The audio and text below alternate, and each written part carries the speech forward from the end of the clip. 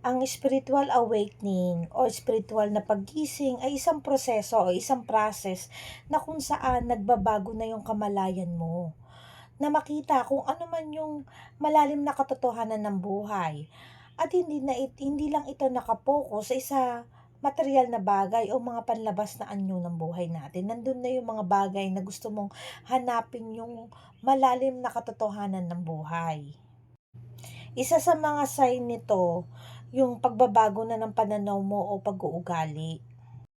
Pumapaloob dito yung pagko-question mo sa buhay. Kunwari kung sino ka talaga, kung ano yung purpose mo sa life, kung bakit ka nandito, gano'n. Pangalawa na rin ang pumapaloob yung pagkawala ng interes sa mga material na bagay. So, dito nakikita ko nawawalan ka na ng gana kung sa mga magarabong bagay o sa mga party o hindi ka na rin interesado sa buhay ng ibang tao o magkaroon pa ng interes dun sa mga chismisan, sa mga kanto, gano'n. Kasama na rin dito yung pagbabago ng connection mo dun sa mga tao sa paligid mo. Minsan napapansin mo, lumalayo na daw yung loob mo sa mga kaibigan o pamilya mo kasi hindi na kayo nagkakapareho ng mga pananaw sa buhay. So, naiiba na daw yung point of view mo in life.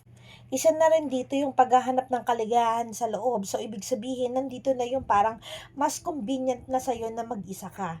Mas komportable ka na hindi mo kasama yung ibang energy ng ibang tao. Mas pinipili mo na yung mga taong sinasabahan mo or mas maganda yung nandun ka na sa isang kwarto at inaaral mo na lang. Kumbaga, mas masarap yung pakiramdam na may inner peace ka na. Nandito ka na dun sa para bang nagkakaroon ka na ng boundaries sa ibang tao. Isa na rin ang sign dito yung pagkakaroon ng emotional at mental na pagbabago.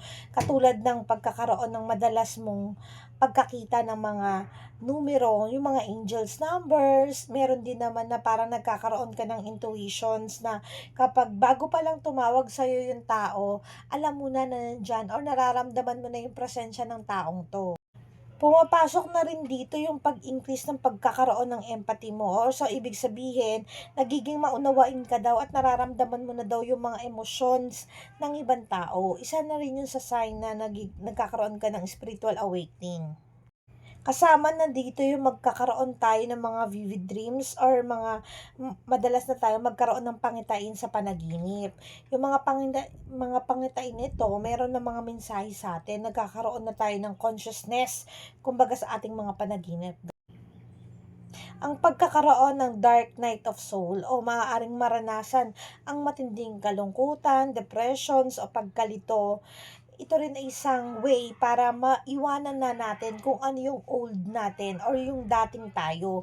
Para makita natin yung new beginning or yung pagbabago na hinahanap natin kasi nagkakaroon na nga tayo ng awakening. Nandun na tayo papunta dun sa ina-adapt na natin kung ano yung mga bagay na natutunan natin or na nararamdaman natin mas mabuti para sa atin. Sa spiritual awakening, nandun na rin yung physical na sintomas. Katulad ng pagbabago sa tulog, minsan nahihirapan tayong matulog, minsan natutulog tayo ng madaling araw na or minsan nagigising tayo sa pagitan ng 2:00 ng umaga hanggang 4:00 ng umaga. Nagiging sensitibo na rin daw tayo sa mga ingay, ilaw o sa mga vibes ng ibang tao. Kasama na rin dito ang panghihina at pagod kasi madalas nagkakaroon na tayo ng mga energies towards sa ibang tao. Yung parang pakiramdam natin na lagi tayong pagod kahit na wala naman tayong ginagawa or kahit na hindi naman tayo na push sa pagtatrabaho sa isang araw. Minsan nakakarinig tayo ng ringing sa tenga natin, yung makakarinig ka ng mataas na tunog parang parang nagba-buzzing sa tenga mo, gano'n. Isa rin 'yun sa sign ng spiritual awakening. Isa sa sign ng spiritual awakening yung nagkakaroon ng koneksyon sa kalikasan at sa sarili. Nagkakaroon daw tayo ng pagmamahal sa kalikasan, mas nararamdaman natin yung koneksyon sa mga puno, hayop at kalikasan. Nagkakaroon din ng desire or authenticity. Ayaw mo na mapagkunwari of fake na sitwasyon. Nais mo maging totoo sa sarili at ganoon din yung mga tao sa paligid mo. So, dito na pumapasok yung ayaw mo na dun sa mga taong alam mong plastic or alam mong hindi good vibes towards you o alam mong hindi maganda yung connections mo dito.